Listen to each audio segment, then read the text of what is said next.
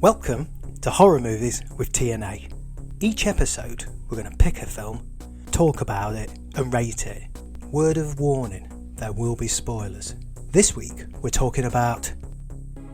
Hey, kids, leave those teachers alone. This Edward Hunt movie is a cautionary tale. If children aren't given the right parental guidance, then they can go a tiny bit off the rails. Join us in tucking into a giant, poison-laced slice of Bloody Birthday. I like to get straight into it. I'm ready. I'm armed with my information, so I know exactly what I'm talking about. I'm just going to move the moose's head and pop that there. Right. Today, we're going to be talking about 1981 Bloody Birthday. Yes. Directed by Ed Hunt. Now, you got a list. I wrote down these as well because they look quite good. Plague, Starship Invasions, so these are in the 70s, 79, 77, right. and Alien Warrior, 86. Yes, Alien Warrior came up quite a lot and they're saying it's absolutely diabolical. Never seen it though, so that's something that might I'd be like another to one watch. to do. But he also did The Brain and Halloween Hell, I think was his latest one, 2014. So he hasn't stopped directing some superb movies. I'm going to say now, straight away, straight off the bat, this film troubled me quite a lot. Quite dark, isn't it? It's quite different to a lot of other horror films. Fuck me, it is different. When you look at the front cover, I thought it was going to be something like Happy Birthday to Me or April Fool's Day, one of them kind of slasher ones. Yeah, because when you watch it, it's sold like that on the VHS cover.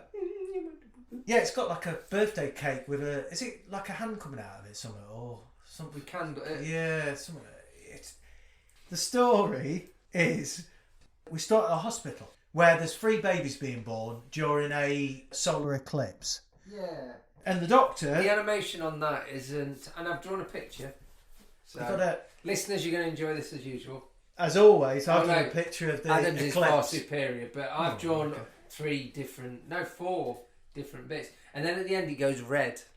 Yes, so we've got the kind of sound of the 3 babies being born at the hospital. Actually, Jose Ferrer, the actor who played the doctor, he's criminally underused because he only appears once at the very beginning. Because it's expensive, I guess. Yeah, and he was in loads of different kind of 70s, 80s TV shows and films. He rocks up as the doctor at the hospital, and they have a bit of a scene where we have the noises of the babies being born while it plays out. Oh, this is 1970, it says something on the screen, doesn't it? So, yeah. So it says it's in June 9th, 1970, up rocks the doctor, and there's a nurse waiting for him outside like a doorman. And then he goes in... I think they couldn't film in the hospital, obviously, so they just filmed outside by the looks of it. He asks how they're doing, and then he goes in, and there's 3 babies being delivered. Debbie Brody, Curtis Taylor, and Stephen Seton. And that kind of like lays the foundations because there's no spoilers in this film as well. It's right in your face, isn't it? It's suggested these kids could have done it. It shows you throughout the film that they are doing it. The first murder, you don't get to see who they are, but then almost immediately, 10 minutes later, it goes, yeah, it's that. But I was going to say, as you mentioned the kids...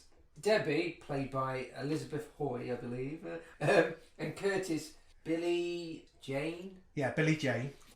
Both quite good, actually. I mean, I think all the kids are quite good. I don't think they're shit actors. I was speaking to you earlier on about how they annoyed me, and it wasn't because they couldn't act. It was because you were thinking, yeah, you are little bastards. Yeah, they are. Yeah, they are.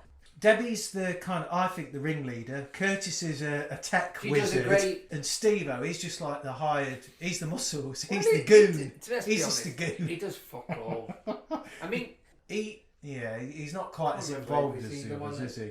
It starts really well. After that awful beginning bit with the eclipse, and we've got these 2 other characters. We've got Joyce, who's the main heroine, who's the sister of Timmy.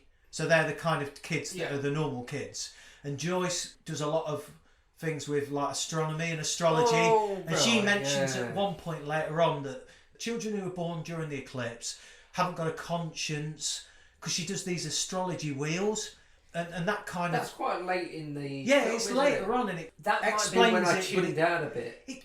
to be honest, it probably doesn't need explaining because Yeah. you kind of by that point you know that they ain't right anyway. Yeah. I wish they'd not. To be honest, I've now it's gone down in my estimation now because I thought it was just an eclipse, 3 mental kids. That'll do. And Timmy's a good one. We didn't buy. Yeah, Timmy's played by Casey Martell. Debbie, the little actress, was in the film X-Ray, and I think she was in X-Ray. It mentions also in her credits she was in Mork and Mindy as well. Nanu. Curtis Taylor was in Billy Jane. That is, was in Cujo, and he was in Superstition. Oh right, so generally just in lots of horror films. Yeah. Or were you just looking? I think I films? picked those out of their like film. Right. Timmy was in. Still haven't seen Cujo. Timmy was in E.T. I don't know which one that he played in E.T. He may have played. Yeah, well, there was about 5 or 6 kids. Yeah, and Amityville Horror. Which one? I think it was in the first one. Yeah. 1970, the babies are born. But And what then, about Andy Freeman? Stephen? I didn't pick up on anything else that he'd been in. Well, Steve, I liked him, but... Fast forward by 10 years, we've got this scene with Annie Smith and Duke Benson in the graveyard. He says, "You want to play ambulance?" It's just 2 kids making out. But then he stops at the red light as he's having a fumble around with her. Down skirt. He's gone. It's something about red light because he's going down skirt. Yeah, it's some kind Don't of... you go up skirt? Well, I don't know. I mean, it's a bit wrong because he's coming from the top down. I mean, I'm not an expert on... I think the thing for me is because she's scared that she might be seen by somebody, they're falling around in the graveyard, they decide to take their groping and foreplay and jump down into a 6-foot deep grave for some reason. Well, so they jump down into a grave. Yeah, you got to do it. Needs must. Well, absolutely. So as they're making out in the grave, soil starts to drop down on them, and he shouts up, "Willard," which is actually the boyfriend of Barbara later on. Soil drops down. Is Barbara the one that dances around with her boobies out? Yeah, she's the one that, yes, that they see through the peephole. Yeah. I'm going to kick your ass. It's actually Willard was played by Michael Dudikoff. It said on the credits. You know Michael Dudikoff, American Ninja. All right. He's not really in it much. I mean, when I say, I'm aware of American Ninja. I don't think I've ever seen it. Did he do 50 American Ninja films? Yeah. This is the bit I loved. The soil drops down, so Duke stands up. I know exactly what you're and then he gets smacked round the face. Well, no, it's not even smacked round. He looks up and you go, "What's going on?" And it's like a spade right in, smacking his face. He goes, "Doink." It's the brilliant. It's not doing. It's more of a dunk. Dunk. And then you say, "Oh, yeah," and he does it again. Dunk. And then the girl starts to be choked by what turns out to be a skipping rope. That kind of comes back later. Yeah. He wakes up and tries to rescue her, and then he gets repeatedly beaten around the head again. Dunk, dunk. And then they both die, and then you see the skipping rope handle drop down, and you think it might have been committed by children. To lift her up, I mean, again, let's not get into how physically... During the eclipse, they haven't got a conscience, superhuman strength. They're like mini Hulks. Mini Hulks. Mini Hulks. Mini Hulks. That's kind of the first death. That's a prologue.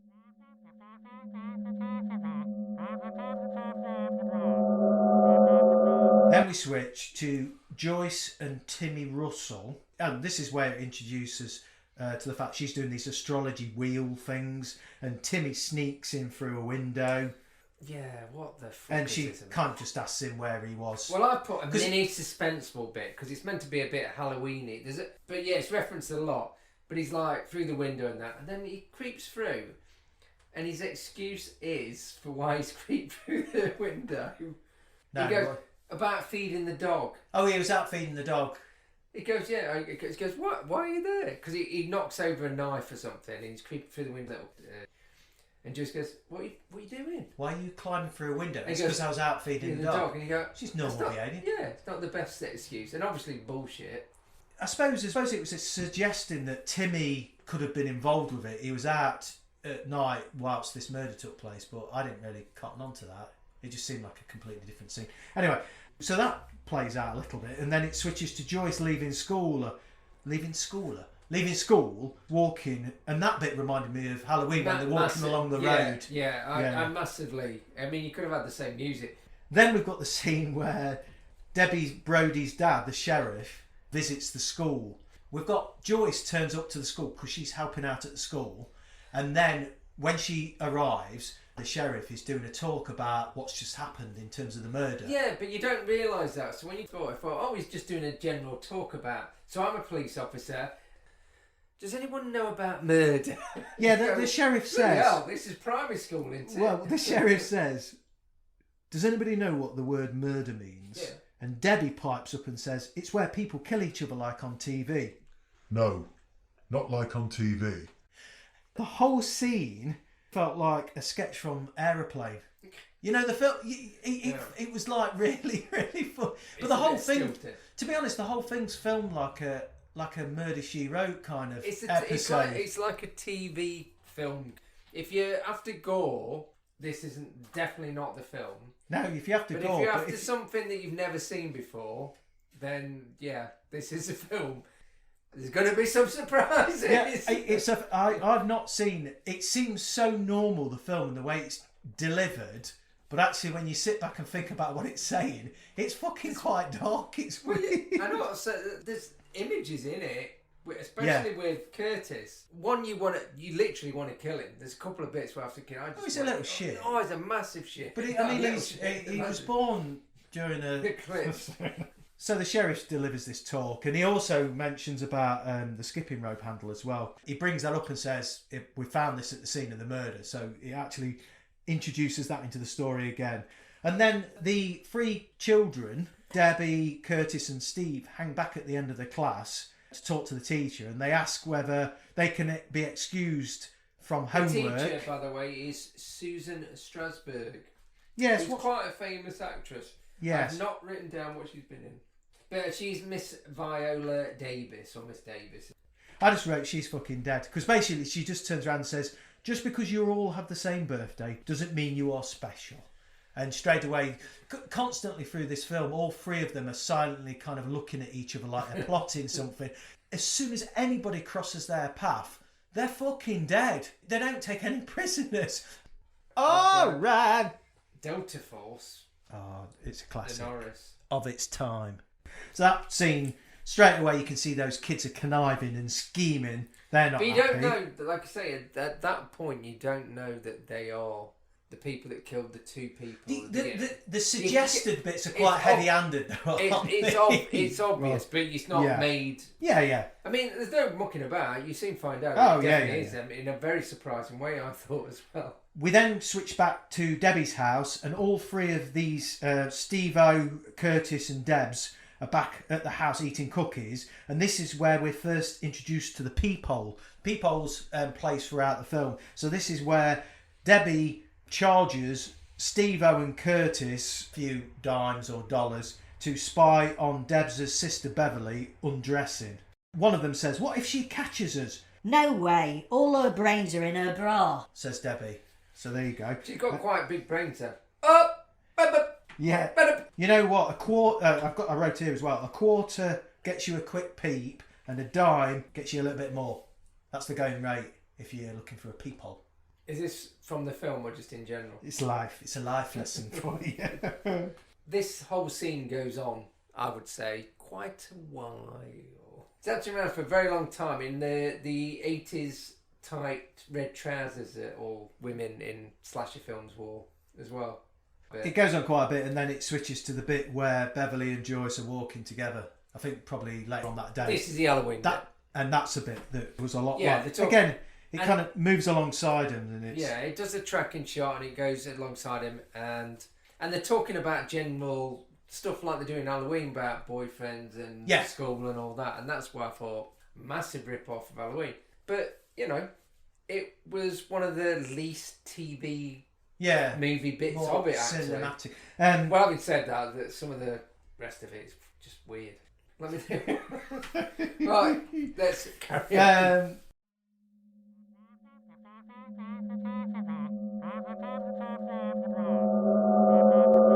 we switch to Sheriff Brody. He arrives home. Jaws. Jaws. Well, yeah, with the 3 kids. He arrives back at home and all 3 of the evil kids are playing in the backyard. Well, they're not playing, they're conniving. Well, they're fucking around. But straight away we get this thing with that Sheriff Brody's got this high-tech security system in his house. Yeah, it's got a box that he clicks a switch and puts a key in. And yeah. It has this bit where the sheriff pops his gun in the cupboard, which has no relevance at that time, but it plays a part later locks, on. Yeah, lock it in that, which is the right thing to do. But obviously, so then we switch to the bit where it shows Curtis placing a skateboard on the back steps in the backyard.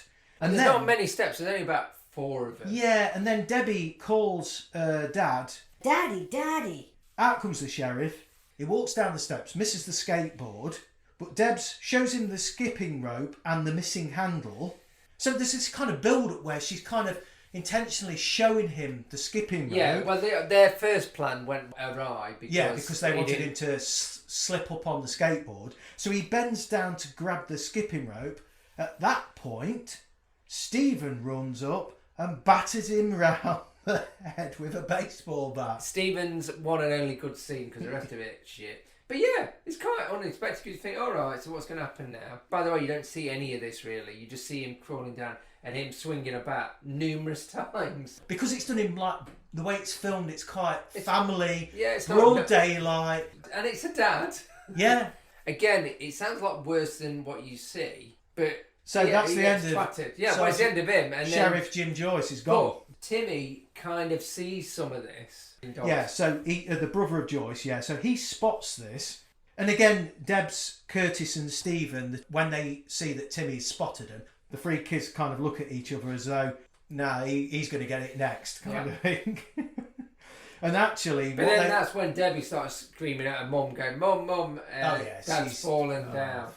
After because they try and place him on these 4 steps. Falling down 4 steps is going to look like... Yes. Whoever investigated these crimes did a poor job, to be But then the mother comes up running out and goes, oh my God, looks down and cuts straight to the funeral. He's dead. He's dead. Yeah, there's a few funerals in this film for that family. Just as that is a spoiler, I suppose. Yeah. Timmy's fucking going to get it. The kids playing at the junkyard. Curtis convinces Timmy to hide in a fridge. And he then proceeds to lock him in there. So I'm shaking my head thinking... Because this... Well... All the way through, Curtis is throwing around this replica gun as well, which comes back later as well. He's got this gun all the way through the film, which is just a replica one. Yeah. But he keeps pointing that at people all the way through the film. Like I say, Curtis... I mean, maybe Billy Jane in real life wasn't an absolute arsehole, but in the film... So they lock him in that, and actually we switch then to a different scene back at the Meadowvale school, and Joyce is talking to Mr. Harding, a teacher that I think she's got a bit of a crush on, and she's explaining then, every 20 years there's a conjunction of planets that's really bad. Makes you wonder if our lives are planned out even before we're born. So it's starting to kind of try and suggest, or try and explain, it doesn't need to, but it's trying to explain. It's not like The Omen though, let's put it that way. So Joyce is talking to the teacher, explaining about that, and then we have a little scene where Curtis, who I think lives with his grandfather, I don't know if they never the parents, apart from Debbie's parents, Steve-O's parents are not mentioned. Curtis, I think, lives with his granddad. Whether that's meant to suggest he killed his biological parents. Anyway, I'm probably introducing that story for the sequel. It's only Debbie you get to know their parents, and it's probably for the reason. What happens right at the end again? Yeah, I think so. But there's a bit where... Well, a ladybird bit me on a nip once. Nipple. I was lying in the garden. One fine day, feeling a little bit randy. I mean, it was a few years ago, and I had my top off. Ladybird flew on, and I thought, oh, that's a nice ladybird.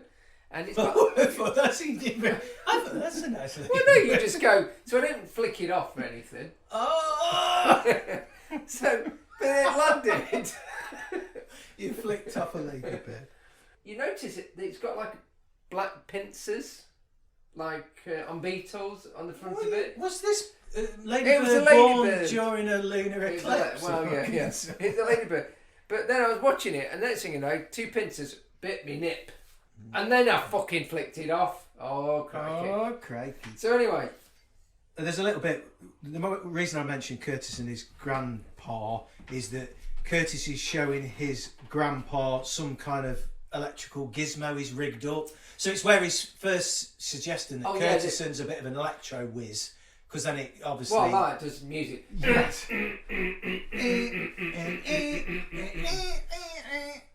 Copyright.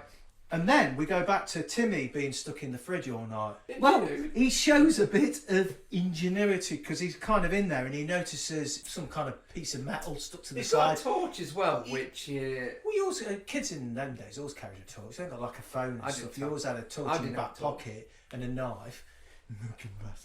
So he manages to unlock the latch kind of thing and he gets out. And there's a bit of a triumph for music, I know, I put that. He gets out, he escapes. I put trumpet, hooray. And then I've drawn a thumbs up. I put trumpet, hooray, thumbs up.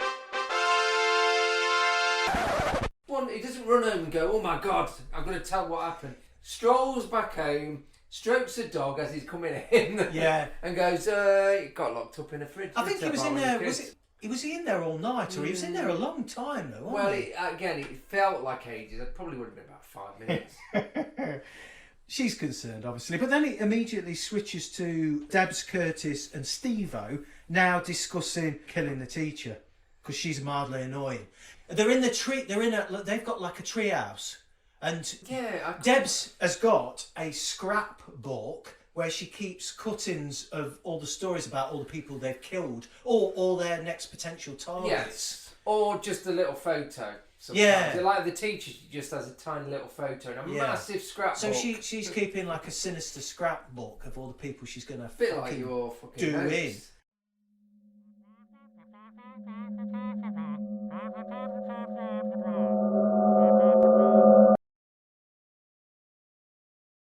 Dead of night. Curtis wakes Debs. Leave that gap. Oh right, I wasn't. I thought you. No.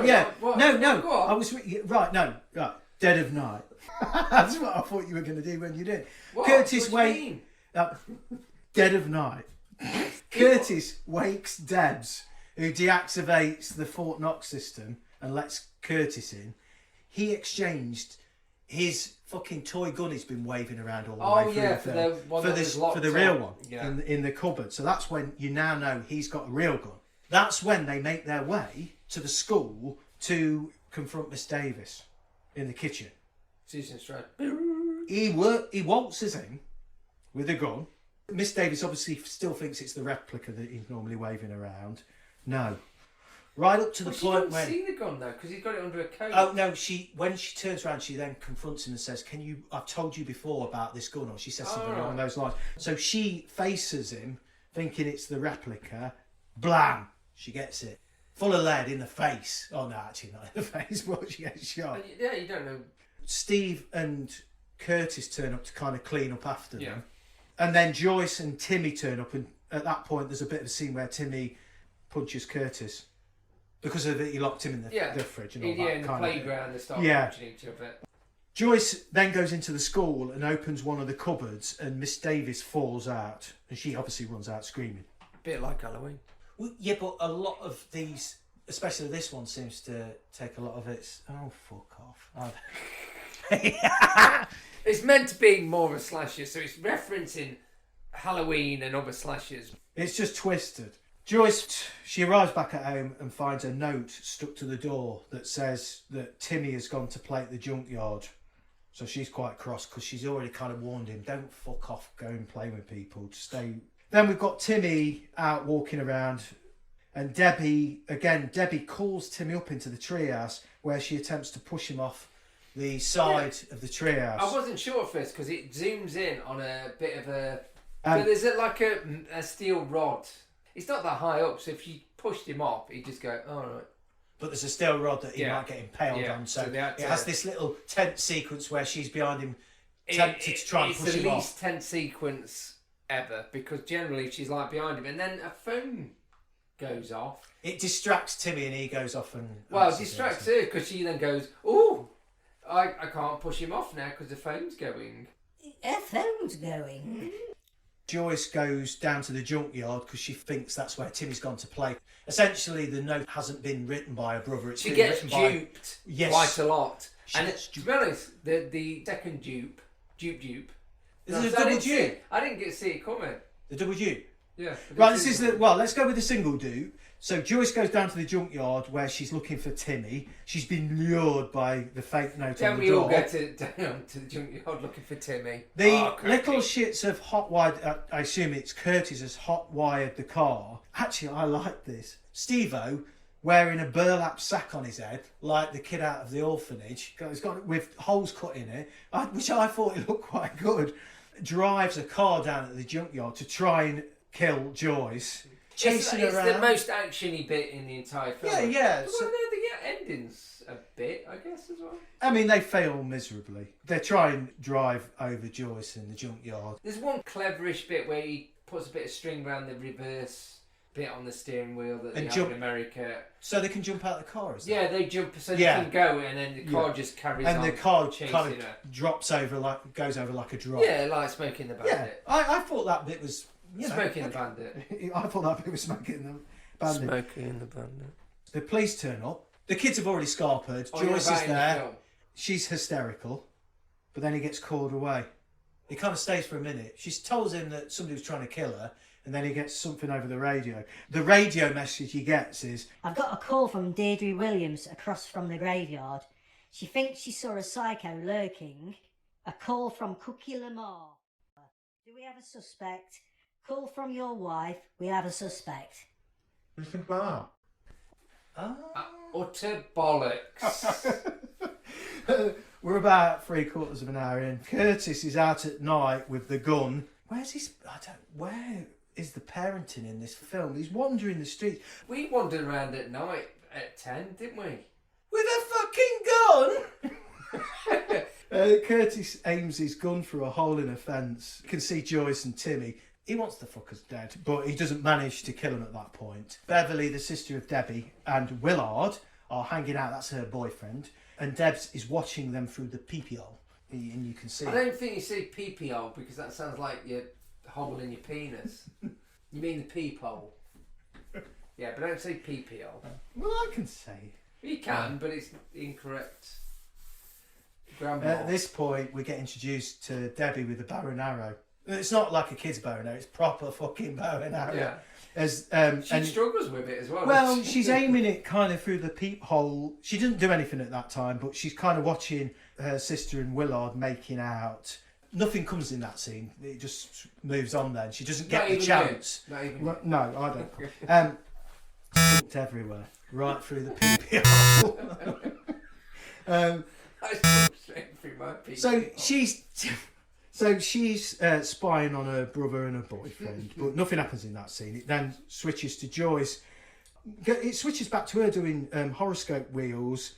This is when she goes on again about, because there was an eclipse and the moon is blocking Saturn, something is missing from people's personality. Saturn controls emotions and the way you treat people. So that's where it's trying to again elaborate on the fact that they were born during a time where they wouldn't have been born with a conscience. Shouldn't have fucking bothered. Well, listen, that's what it is. She's explaining the reason why these kids are pure. But don't explain bullshit. evil. We go back to Curtis watching Timmy sneaking around. This is where He gets it's weird because he almost goes, well, I can't do that. there's a random van, like you said, parked up, and Curtis gets interested by the fact that two adults having sex in the back of the van. Yeah. Anyway, they hear a noise outside. Right, so the bare-ass dude opens up the back of the van to confront the junior dogger, and he gets a bullet in his head. Then Curtis goes in to the naked woman. There's a young kid with a gun. Yeah, he looks like... with a tie, big brown tie. Or Yeah, they look like quite wholesome kids, Yeah. don't they? I mean, all the time. It's a random thing. He decides to kill the bloke after watching them having sex. Then the woman's screaming, let's be honest. Yeah, she's topless, and he clambers in the van. And he shoots her. You see from his point of view, you don't see her again. He's kind of smiling, and he just shoots, and then he shoots again. It was Yeah. the second one that got me. Yeah. It's quite... That surprised me. And for that night, it then switches away and he's given up with Timmy. He killed some more people and he basically goes home and goes to bed. That's it. Don't it? Yeah.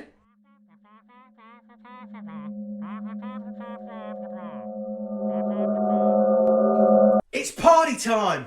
Is it? Hey, fuck this then. Excellent! Birthday time for the 3 kids. The whole fucking town's there. There's about 150 people. Well, the kids did say to Miss Davis that the whole town would be there and let her have a day off.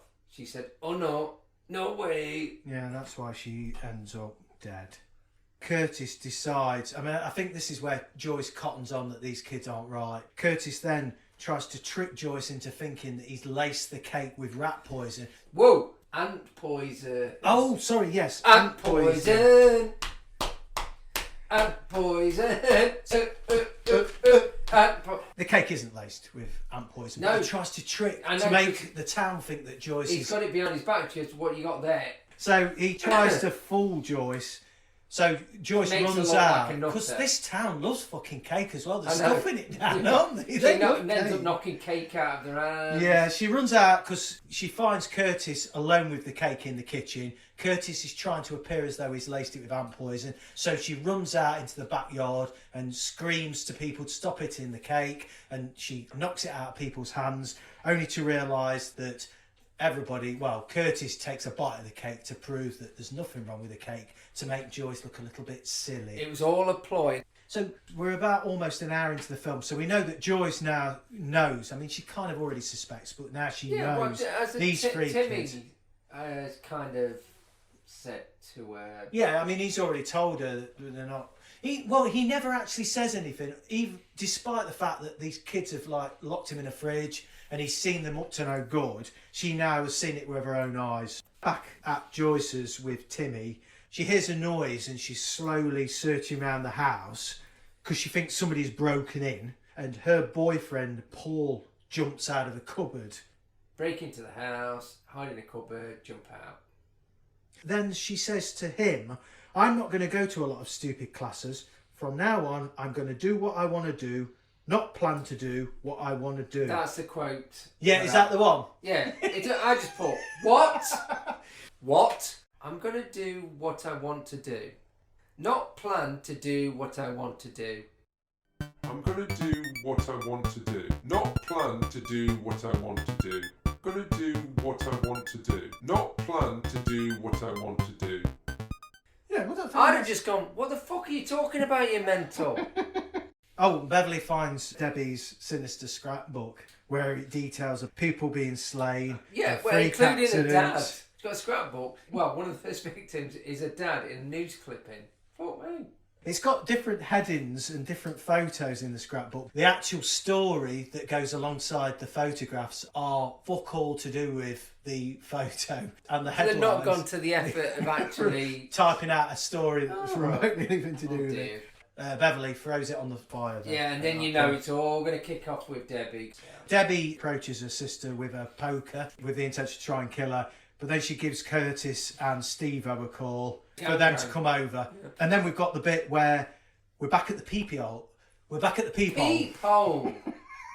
We're back at the peephole where, obviously, because Beverly's discovered this scrapbook that she's burnt, Debbie's not too happy. So she's looking at her sister through the peephole that Beverly's unaware of. Debs keeps tapping on the other side of the wall with the arrow that she's got readily armed. And as Beverly approaches closer, she fires the arrow through the hole. Yeah, and you can tell it's the kid doing it. It's Elizabeth Hoy. She's shaking around a bit. Yeah, she's shaking around because she's having to draw the string on this. Because it's a proper bow and arrow. It's not a crossbow or anything. Or, No, it's a proper... I mean, if you think about it, if all she needs to do is get the arrow and just shove it through the... Yeah, hole. no, but you've got to use the bow and arrow as it's properly intended. Oh, right. And at that point, she gets an arrow in the face. The other two rock up and help to dispose of the body. And this was a bit weird as well. So this is the bit where it dawned on me that this film is just wrong. We've got a scene where Debbie is scrubbing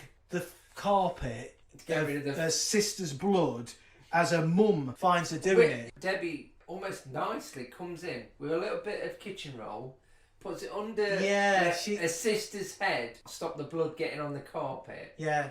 And you think, oh, that's... Premeditated. It's like she's trying to go, oh, well, I'm trying to just make sure there's no blood everywhere because I don't want my mum to find out. It's brutal. Then the other two mates come round, Stephen and Curtis, drag the body out and just dump it somewhere, and it just jumps to the funeral. But does no one question, was found in the middle of a field with no eye? Yeah, it doesn't seem to really investigate it much. Yeah. I guess the main police officer, Debbie's dad's now dead. Debbie's dad's dead. She's had a part in killing her dad and her sister. Patricide, familiar-side, other side. Sibling-side, I think, is where you kill your brother or sister, I think. Something like that, anyway.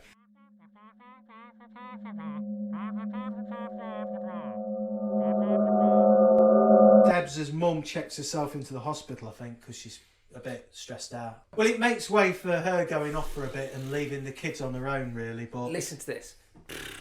But yeah, she's out of the picture because you do think, well, she's going to get killed next because she's yeah, you think left. the mum's going to be next on the list. She goes off to hospital.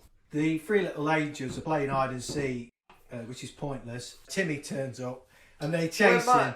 Now we've had an argument for the last 20 minutes. It might not be Timmy, but I just thought it was because it's just another kid. How many fucking kids do you need? They start strangling with a garden hose and Joyce turns up. I thought this was quite good and suspenseful. So this kid's getting strangled with this hose pipe. She's like doing something in the garden and she noticed this hose pipe's been moving and she goes, what's going on? Oh yeah, it pulls the sprinkler along a little bit, doesn't she? So she says, oh hang on, so she follows it really slowly. But then again, you wouldn't run either, would you? Yeah. Oh my god, there's a sprinkler moving, leg it. She follows it slowly while this kid's getting strangled. Again, quite distressing. One kid, Timmy I think, but whoever, getting strangled by the little shits. But I thought also, when she goes over and goes, oi, he says back to her, which I thought was quite good. Well, it's unexpected because he was going, all right, I'm gonna, and she starts shaking him and goes, you assaulting a minor, and he goes, and who's going to believe you after the party? Yeah, after the ant poison escapade. Yeah. But Debbie does go, oh, stop hurting him and all this lot. So she's trying to get into good books before the fateful babysitting. Well, I mean, Halloween again. Joyce is fully onto them by this point. Well, definitely Curtis. Back at the tree house, Debs is already posting Joyce's picture into the sinister scrapbook. Oh, so you know she's next on the list. So while Joyce is, for some reason, grinding some shears in her shed. Oh yeah. Debbie comes over and goes, can you babysit for me tonight? Yeah, so Joyce suspects Curtis, but she doesn't suspect Debbie. So she goes, okay, yeah, I'll come round and babysit. So so when she's asked to go over and babysit, she doesn't think anything about it. So she agrees. Her and Timmy go over to babysit Debbie, who's on her own because her mum's gone into the hospital. All right. We're about an hour and a quarter in, and this is the final showdown when Joyce and Timmy have gone to babysit at Debs' house. Curtis and Steve-O arrive. Debs has already turned the security off and she craftily lets the boys in. Joyce has got some headphones on so she can't really hear what's happening, and Timmy's asleep. Curtis fiddles, I think he bypasses the security system as well, so he booby traps it, or he disables it, I think, when he's let in, because he's a tech wizard, isn't he? And Steve cuts the phones as well. So Steve does play a little bit more. No, that's involved. All he does. He's fucking useless. At that point, Curtis strolls in and starts shooting up the place. While Curtis is shooting at Joyce, so this is where the action's kicked off, and Debs is trying to strangle Timmy with the skipping rope. Yeah, because he was lying on the sofa, wasn't he, nodding off. Modus operandi. That's her favourite killing weapon, isn't it? Well, she does it in about 2 minutes time again, doesn't she? So. Joyce throws a lamp at Debs, so Tim escapes then, and Steve-O watches on with a big kitchen knife. He doesn't really do much, he's just stood with a kitchen knife. I'll go back to my previous statement, it's a fucking waste of space. So then Joyce plans to turn the security off and get out of the house, but because Curtis is disabled, they can't get out of the house. So they're stuck in the house with the 3 evil kids chasing them around the house. This whole scene, it's quite good. It's like, I've called it the house assault. And also, it's like a game of Cluedo, because they use a gun, rope, and a knife. Well, they don't use a knife. Actually, they don't. Well, they use kind of... Well, they're there with them. They can't get through the doors because the security systems lock the doors, so they try and escape through and break the glass. No. It's bulletproof, isn't Bulletproof. Curtis and co are constantly running around trying to shoot them. They barricade themselves in Bev's room, and because they're in there, Debbie's got the bow and arrow and she's trying to shoot them through the peephole. So they've got the guns being fired and the bow and arrow, and they manage to lock Steve in a trunk. He jumps in through the store with his knife. They've got a trunk and they just push him into it. And they just lock him in a trunk. Yeah, but when you think about it, quite rightly, when they've had the opportunity, it should be quite easy for a grown woman to overpower a kid. Well, so they managed to bundle him into a trunk. Everyone except Curtis with a fucking revolver, I guess. Yeah. Then we have this scene where Curtis points the gun and he's run out of fucking bullets, hasn't he? Yeah, and this is a bit where he goes, do you know how to count to 6 or something like that? But I'm pretty sure... He does. Well, he's a clever guy. But also, I'm pretty sure that there was more than 6 bullets fired. So yeah. You know what I mean? You know what I'm saying? Well, yeah. Look, they overpower him anyway and tie him up. Well, Timmy absolutely lays into it. Yeah, he punches him a few times, doesn't he? Which you're going to do that, aren't you? Yeah. So Joyce and Tim escape, and that's it. And we never really see at that point, but Debs kind of slopes off, doesn't she? Yeah, does she ring her mum? Or just run out into the street and find a passing car that's got a mum in it? Yeah, she escapes, doesn't she? So yeah, there's a leap of faith on it. Passing car, always a mum. The night of all that ends, and we then switch to the next day, I'm assuming, where Curtis and Steve-O are taken away. Then we switch to Debs and her mum at like petrol station. Well, Debs has escaped with like her a mum. gas station, and Debs is playing with this Jack. Mum arrives and tells Debbie, "Remember, your new name is Beth Simpson." So at that point, you realise that the mum knows that she needs to change her identity. She's complicit. Yes, and she must know then that her daughter had a hand in the murder of her husband and other daughter. Well, I don't know whether that's the case, just mainly that she's been accused of it. Yeah, Beth Simpson is on the run with her mum, and she's playing with this Jack. As they leave, and Debs even says, "From now on, I'm going to be a good little girl." And then it pans across to reveal that the Jack she has removed was from under a lorry that's now collapsed on some bloodied body. Probably the bloodiest bit, actually, really, isn't it? Maybe the arrow bit. She's still bad to the bone. Okay, and that is a fucking end. I mean, I don't know. It's... How do you sum that up? I think you sum it up with, here's a question for you. Nature or nurture? That's the question. Well, in this particular case, I'm guessing it's meant to be nature, isn't it? Because 3 independent people... So it's the moon's fault. It's Saturn's fault for getting in the way of Uranus. No. Don't blame it on the... Don't blame it on Uranus. Well, no, I say that all the time. First thing I've got to say before we get into reviews. So there's a dog in it. Oh yeah, go back to the dog. There's a dog in it, and he's got David Bowie eyes, which are... and it's a condoria, and I think it's called that. I bet it mispronounced it. Apologies, but like David Bowie have, with 2 coloured eyes, brown and a light blue, the dog has got that as well. That's quite interesting. Not really. Dog's got Bowie eyes. Dog's got Bowie eyes. I was so convinced they were going to kill it at some point. I thought they might send out a message. Bowie eyes, put some off. Oh, maybe. Bowie I wonder if the dog was born during a lunar eclipse. Bowie The review. eyes. Let's review the film. Mark it out of 10. Not get to the point. Let's review the film.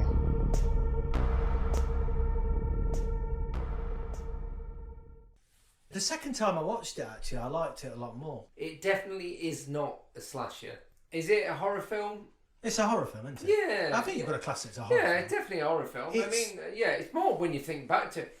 Is it filmed like a horror film? No, not really. No, it's filmed like I said, it's filmed Like Murder, She Wrote, or an episode of Columbo. Makes me want to watch his other films. I don't know, it's hard to know what to think. I've definitely watched something different by watching it. Is it a good film? No, not really. I don't think it's a good film. Is it hilariously funny, like The Uninvited? No, not really. But the main reason to watch it is because it is something different and there's quite dark bits in it. I think you would have to be really into wanting to find that weird type of film to even bother with it. If you want something a bit weird and different and a bit unusual, yes. So I'm going to give it 4.5. It's a weird one, because if I was going to recommend it to somebody, I think the way I'd explain it, they would think they were going to be watching fucking Serbian. The way I'd explain it, I'd make it sound like it was horrendous, a horrible film. And actually, when you then go and sit and watch it, it's quite lightweight. But actually, when you think that there's a girl that's played a part in murdering her dad, a sister, and basically anybody that crosses them in the film, it's quite brutal. And for that reason, I think it's quite quirky. I quite liked it. And you mentioned The Uninvited, and it gave me the same kind of enjoyment in some ways. It wasn't the same kind of film, but I enjoyed it. Quite dark subject matter, but filmed in quite a light-hearted way. I think that's the best way I'd describe it. I would give it probably 6.5. It's an entertaining hour and a half. For the people who would listen to this podcast, they'd probably get a kick out of it for the same reasons we did. And for that reason, 6.5. I would kind of recommend it. I'd have to tone back the way I described it to people, because you've got to be very honest. Little House on the Prairie, if it was directed by Eli Roth, with repeated viewings, I might even mark it higher. Yeah, that's it. Thank you very much for listening. Bye. See ya. Oh, and bye.